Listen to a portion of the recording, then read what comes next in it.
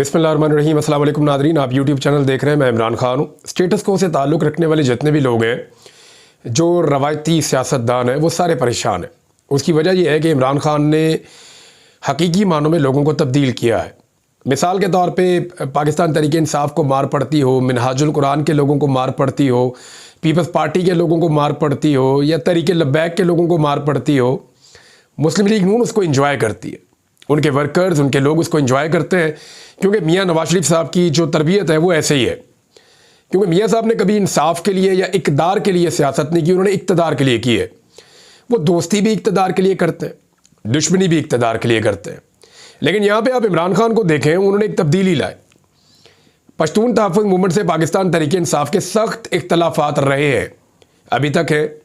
यानी PTM के 2 member थे जिनके मिल जाने की वजह से वो आखिरी 2 वोट थे कि इमरान खान साहब की हुकूमत गिर गई थी 2022 में। तो पश्तून तहफ़्फ़ुज़ मूवमेंट से कितने तहफ़्फ़ुज़ात होंगे PTI को। फिर हमेशा एक दूसरे पे बहुत तनकीद भी करते रहे हैं।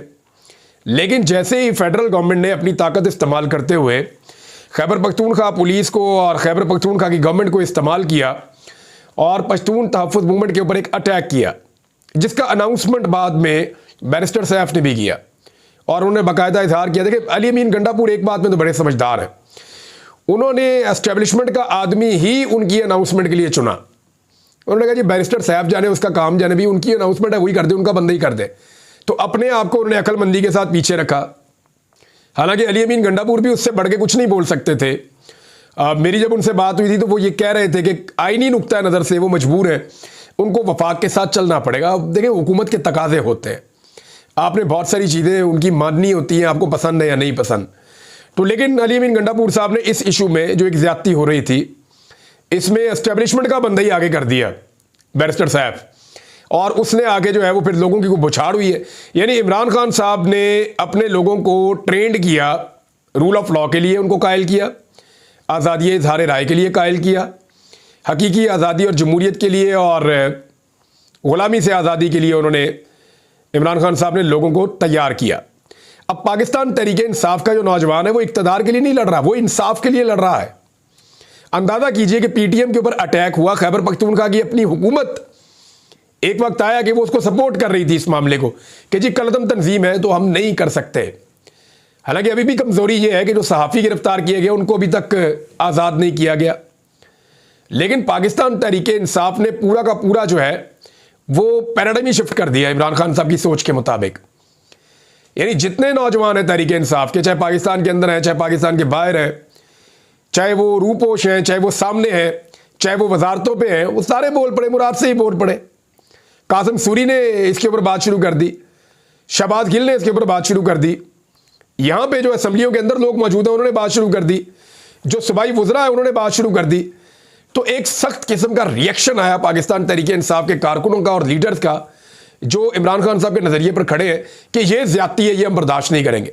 ये नहीं हो सकता कि पंजाब में सियासी कारकुनों को मार पड़े तो वो गलत है, और खैबर पख्तूनख्वा में सियासी कारकुनों को मार पड़े तो वो ठीक है।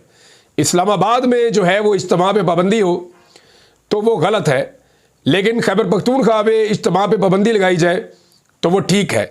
ये नहीं हो सकता। और जिस तरह वो कारकुन खड़े हुए हैं, इससे ये पता चलता है कि कैदी नंबर 804 जो तब्दीली सोच के अंदर लाना चाहता था, कम से कम सोच के लेवल पर वो अपनी लड़ाई जीत रहा है।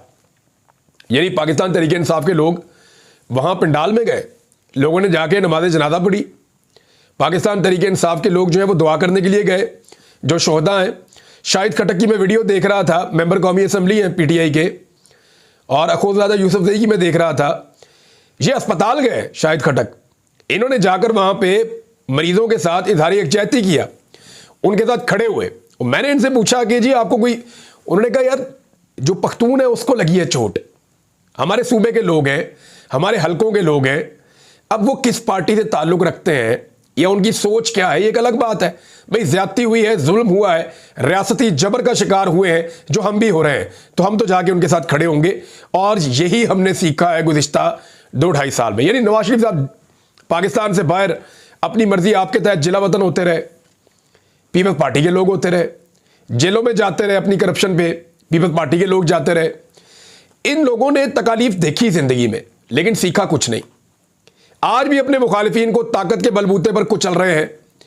आज भी ताकत के बलबूते पर मुखालिफिन की औरतों को, बच्चों को, बुजुर्गों को, नौजवानों को लगातार टॉर्चर का निशाना बना रहे हैं। स्टेट की ब्रूटल पावर को यूज कर रहे हैं। आज भी वही कर रहे हैं। इन्होंने कख नहीं सीखा, लेकिन पाकिस्तान तहरीक इंसाफ ने सीखा है। बड़ा आसान था, एक पॉलिटिकल अपोनेंट है, उसको कुचल देते पूरी ताकत के साथ खैबर पख्तूनख्वा में और इल्जाम डाल देते वफाकी हुकूमत पे, लेकिन उन्होंने ऐसा किया नहीं।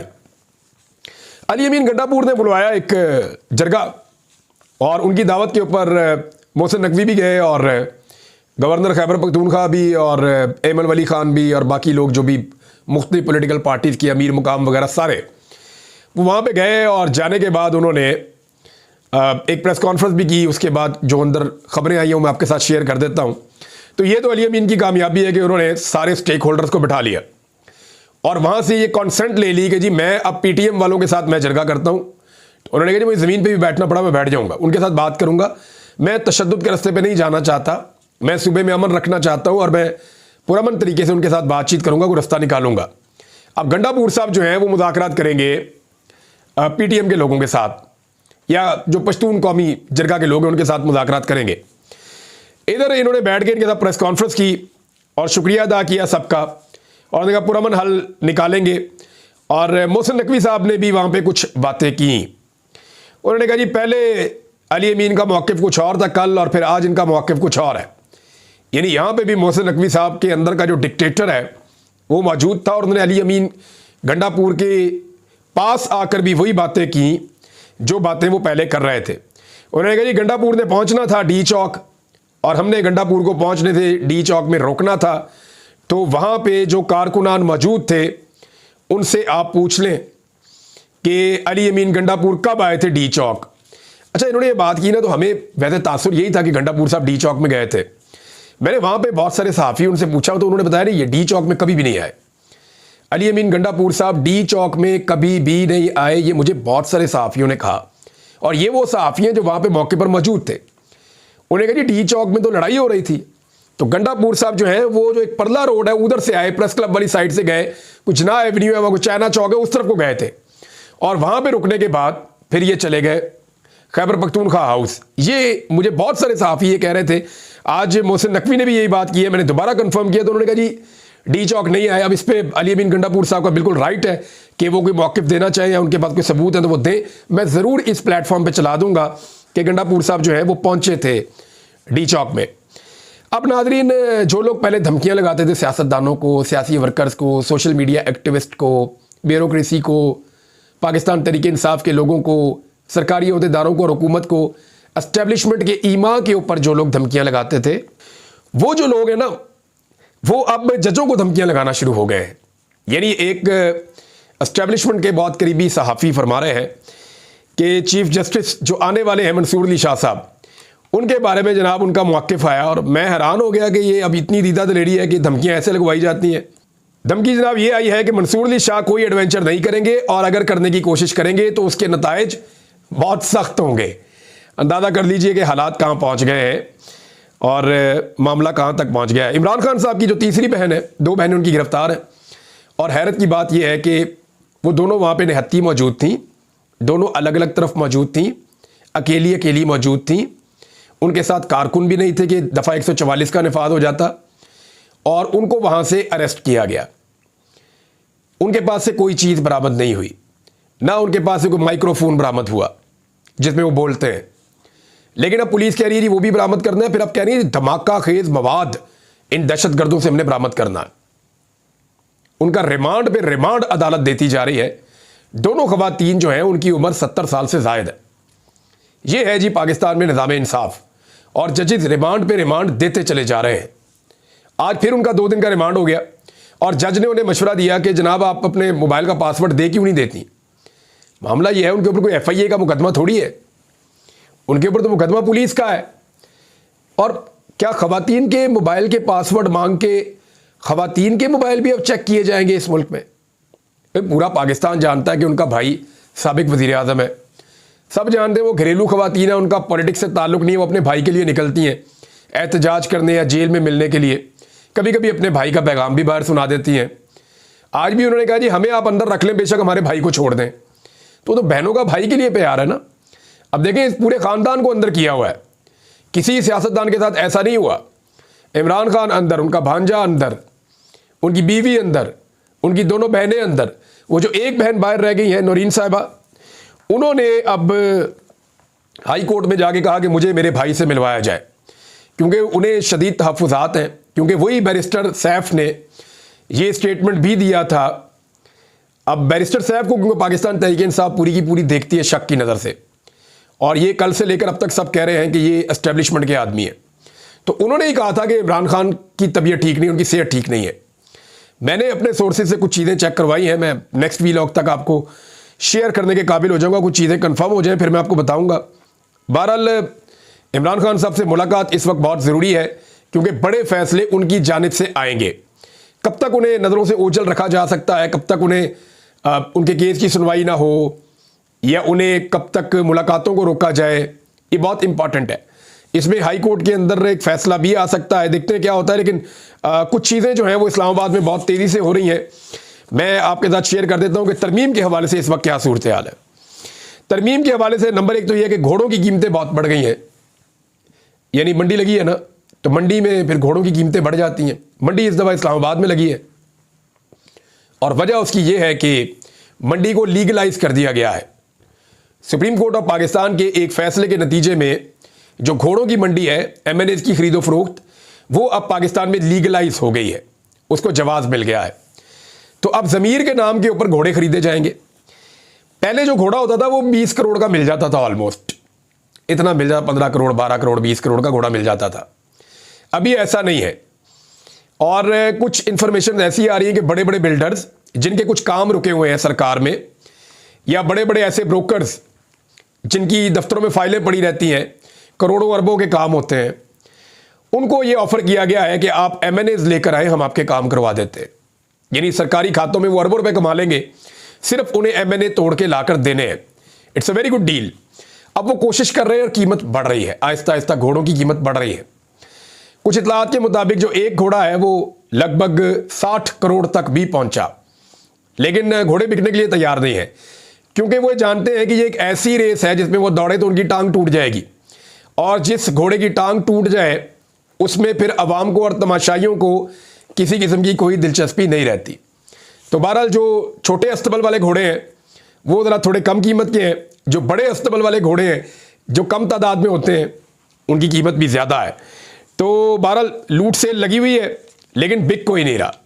डिमांड एंड सप्लाई का बहुत बड़ा गैप है। बाज़ औक़ात सप्लाई ज़्यादा होती है, डिमांड कम होती है, तो कीमत कम हो जाती है। इस दफ़ा घोड़ों की डिमांड बहुत ज़्यादा है कि हमें ज़्यादा घोड़े चाहिए, लेकिन सप्लाई बहुत कम है, बड़ी महदूद है, लिहाजा कोई भी घोड़ा काबू नहीं आ रहा। लोग डरते हैं कि इमरान खान से बेवफाई करेंगे तो पब्लिक नहीं छोड़ेगी और सियासत भी बढ़ जाएगी, और नस्लों तक लोग इस बात को याद रखेंगे कि इस आदमी ने और इसके ख़ानदान ने इमरान खान से उस वक्त गद्दारी की जब पूरी कौम इमरान खान के साथ खड़ी थी। अब आईनी तरमीम के लिए नंबर पूरे करने की फ़िलहाल अभी तक कोशिशें जारी हैं। फजलुर रहमान साहब ने जब से अपनी आईनी तरमीम दी है, तो हुकूमती कैंप से जहाँ जहाँ से हमने रब्ता किया, उन्होंने ये कहा कि फजलुर रहमान साहब की आईनी तरमीम में तो हमारा फ़ायदा ही कोई नहीं है, ना इसमें हम ट्रिब्यूनल से बचते हैं, ना इसमें हमारा इलेक्शन बचता है, ना इसमें हम इमरान खान को ज़्यादा देर तक अंदर रख सकते हैं, और ना ही इसमें हम अदलिया के ऊपर कंट्रोल कर सकते हैं। देखिए मसला क्या है, 200 केसेज हैं टोटल। पाकिस्तान में लाखों केसेस पेंडिंग है, सुप्रीम कोर्ट में ही सिर्फ 60,000 केस है। तो 200 केसेस के लिए नई अदालत तो नहीं बनेगी ना।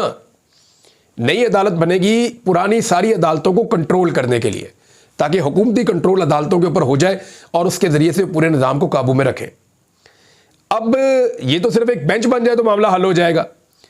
तो उनकी पूरी तवज्जो इस बात पे है कि वो अपनी मर्जी की तरमीम लाएं, लेकिन पीटीआई ने और फजलुर रहमान साहब ने अपनी तरमीम का मुसवदा लाकर उनकी उम्मीदों पर पानी फेर दिया है, और आने वाले दिनों में अब कोई जल्दी भी नहीं है किसी को। यानी कादी फायदी साहब जा रहे हैं, उनको अलविदाई इशाया देने का भी एहतमाम कर लिया गया है, प्लान कर लिया गया है वकला की जानिब से। 24 तारीख को उनको गुड बाय कर दिया जाएगा, 25 को वो बाज़ाब्ता रिटायर हो जाएंगे, और उसके बाद एक नए चीफ जस्टिस आएंगे। नाज़रीन, शहबाज शरीफ साहब हैं तो वैसे वज़ीर आज़म फॉर्म 47 पे, लेकिन हर थोड़े दिन बाद जो है वो एक अजीबोगरीब काम कर देते हैं। स्टेटमेंट ज़रा आप सुन लें। मईशत की बहाली के लिए आर्मी चीफ ने ज़ाती तौर पर बेपनाह कोशिशें की, उनका बेहद शुक्रिया अदा करता हूँ।